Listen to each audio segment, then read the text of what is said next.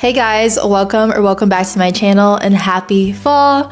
Today I am doing my fall money reset and just prepping my finances for Q4. So I figured it'd be the perfect time to share my goals and then the mindsets and habits that I'm shifting in order to finish off 2025 strong. The fall is just the perfect time for reflection. I feel like it's just something about the seasons changing that makes me feel like I have to get my life together or want to get my life together. And also this is where you start to build the momentum that's going to carry you into the new year instead of just making these drastic life changes on January 1 at the turn of the new year. For those of you that are new here, hi, welcome to my channel. My name's Kennedy. I'm 26 and I create content just sharing my raw and honest journey, all the ups and downs to building my dream life of financial freedom. And as I continue to grow on YouTube, I would so appreciate if you could like this video, subscribe to my channel, and leave a comment. It would mean the world to me. So like I mentioned before, in this video, I'm going to be talking through my fall money reset and just everything that I'm doing or have done to just get my life back on track. But without further ado, let's hop into my money reset. Okay, so first up on my fall to-do list is closing out my summer spending. And you guys, I had a very fun but expensive summer. It was totally worth it though, but basically I track all of my income and expenses in my budget template. And I didn't really, I guess, close out each month. So last night I had a giant admin day and pulled up my bank statements going back to May just to make sure that all of my expenses were logged in the template, my income as well. And yes, it's tedious. I mean, it's definitely a task. It took me probably an hour and a half to do, but it's really important because it helps me understand my spending habits.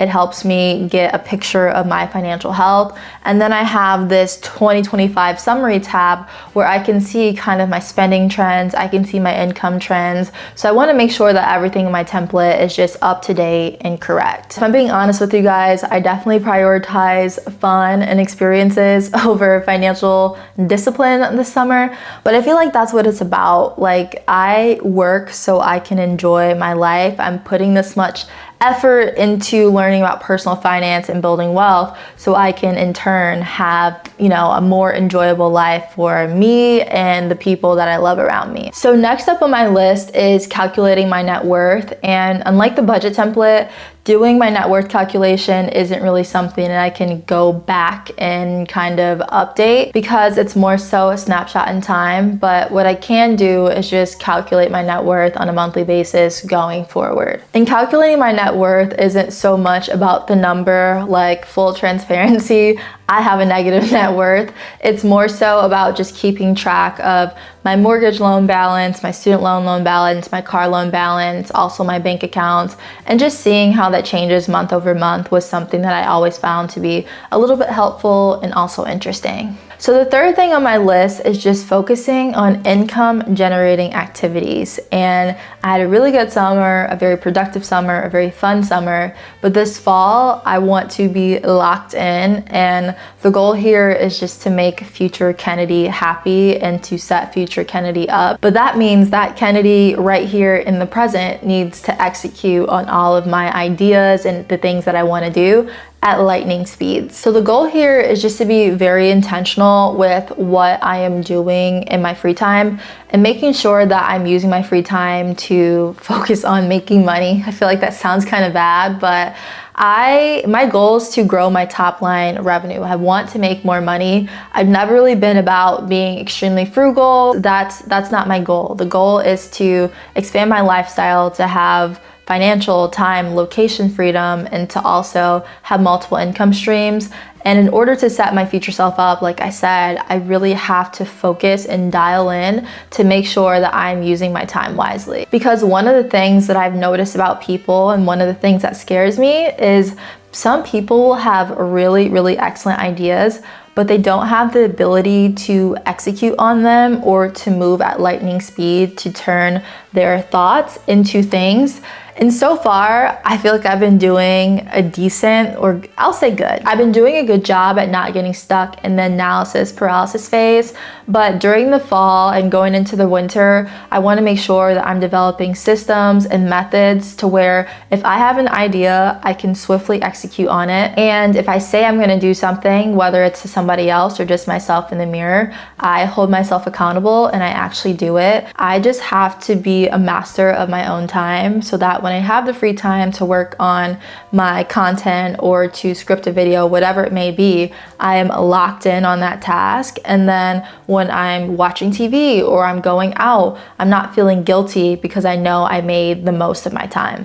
Okay, so those are the things that I have done or I'm actively in the process of doing, but let's talk about my money goals just heading into Q4. So the first thing is just rebuilding my emergency fund. I've had to borrow from my emergency fund just a little bit over the past couple of months, just for little things here and there. But I really want to focus on fully funding it because I've never had a full 6-month emergency fund ever. I also think it's hard to get there when you're just getting your income from one source. So now that I'm creating multiple income streams for myself, I think I'll be able to achieve the goal of having a fully funded emergency fund in Q4. The next thing is just rebuilding my home renovation sinking fund as well, because I am surrounded by carpet. I want to get new flooring. I want to, dress up my office to be more me and just decorate. And I feel like it's just important to invest in your space. So I definitely want to top off my home renovation sinking fund and then also start spending that money to make some improvements, which I'm excited for. And then strategic holiday spending. I mean, just giving myself a budget for Christmas shopping and sticking to it, giving myself a budget for the things that I'm gonna shop for myself during the holiday season and sticking to it. That's the main principle there. And then the last thing, this is just a nice to have, and that is maxing out my Roth IRA. I already contribute to it on an annual basis, but just based off the amount that I contribute each month, I'm not on track to max it out. So if that's something that I could achieve by the end of the year, I would be thrilled. But if not, I mean, it's really no big deal. I also just had a couple of notes of reflection on some things that I've done well this year. So the things that I'm proud of is just consistently investing in content creation. Like, for example, I upgraded my laptop. I was working with like a MacBook Pro from 2013. I upgraded that this spring. I've also just been saying yes more to experiences that add to my life instead of just thinking of it as dollars going out of my bank account.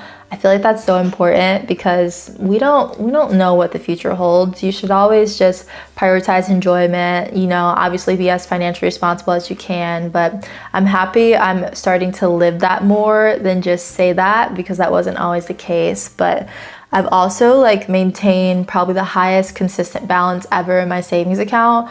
I know I was just talking about dipping into my emergency fund, but even though I've done that, I'm still better off than I was last year. So I would say that's an achievement and accomplishment in itself. Hi guys, Editing Kennedy here. I have no idea what happened to my outro. I think it might have accidentally deleted. Anyways, I hope you guys' Q4 is off to an amazing start and you're doing all of your 2026 planning. Thank you so much for watching the video. Don't forget to like, comment, and subscribe, and I will catch you guys in the next one. Bye!